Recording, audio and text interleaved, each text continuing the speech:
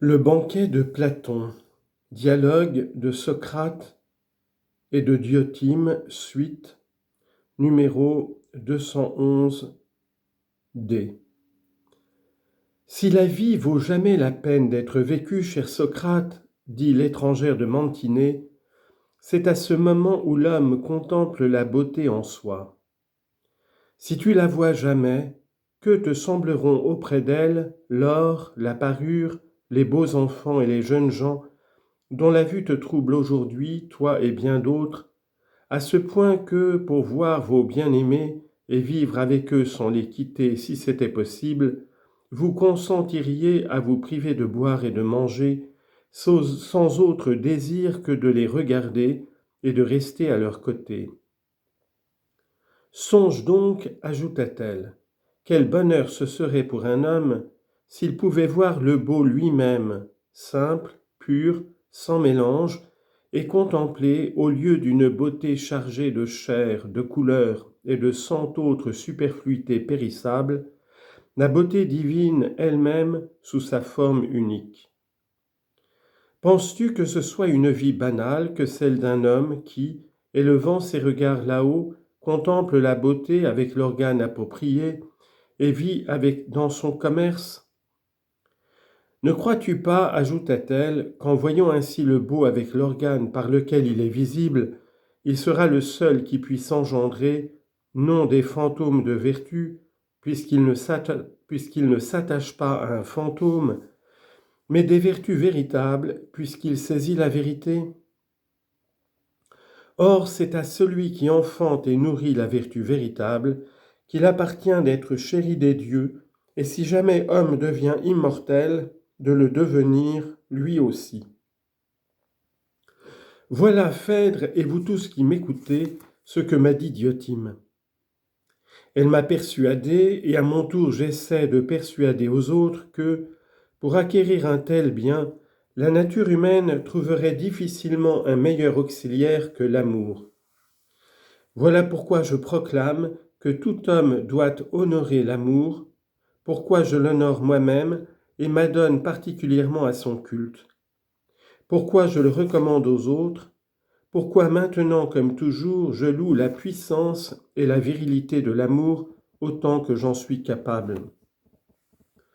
Tu peux voir si tu veux Phèdre dans ce discours un éloge de l'amour, sinon donne-lui tel nom qu'il te plaira. Quand Socrate eut fini de parler, tout le monde le félicita. Seul Aristophane se disposait à répliquer, parce que Socrate, en discutant, avait fait allusion à un passage de son discours, quand soudain la porte extérieure de la cour résonna, comme sous les coups redoublés d'un cortège de buveurs, et qu'une joueuse de flûte se fit entendre. « Esclave, dit Agathon, courez voir, et si c'est quelqu'un de nos amis, invitez-le.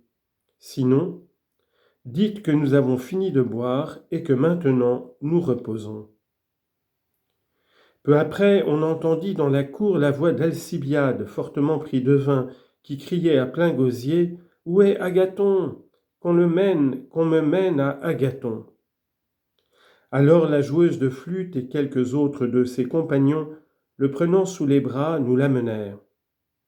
Il s'arrêta à la porte, couronné d'une épaisse guirlande de lierre et de violettes, et la tête toute couverte de bandelettes. « Salut, ami, dit-il. Voulez-vous admettre à boire avec vous un homme qui a déjà beaucoup bu, ou faudrait-il nous en aller en nous bornant à couronner Agathon, ce qui est le but de notre venue? Hier, ajouta-t-il, il ne m'a pas été possible de venir. Mais aujourd'hui me voici avec ces bandelettes sur la tête pour en couronner le front de l'homme que je proclame le plus sage et le plus beau. Vous moquerez-vous de moi parce que je suis ivre? Riez si vous voulez, je sais bien que je dis la vérité. Mais dites-moi tout de suite si je puis entrer ou non à la condition que j'ai dite. Voulez-vous, oui ou non, boire avec moi? Toute la compagnie l'acclama et le pria d'entrer et de prendre place à table. Agathon lui-même l'appela. Il entra, conduit par ses compagnons, et il enleva ses bandelettes pour en couronner Agathon. Comme il les avait devant les yeux, il ne vit pas Socrate et s'assit près d'Agathon, entre lui et Socrate qui s'était écarté pour lui faire place aussitôt qu'il l'avait aperçu. Une fois assis, il embrassa Agathon et le couronna. « Esclave, dit Agathon, ôtez-lui ses chaussures afin qu'il s'attable entière avec nous. »« Je le veux bien, dit Alcibiade, mais quel est ce troisième convive ?» En même temps, il se retourna et vit Socrate, sur quoi il sursauta et dit « Ô Héraclès, qu'est ceci ?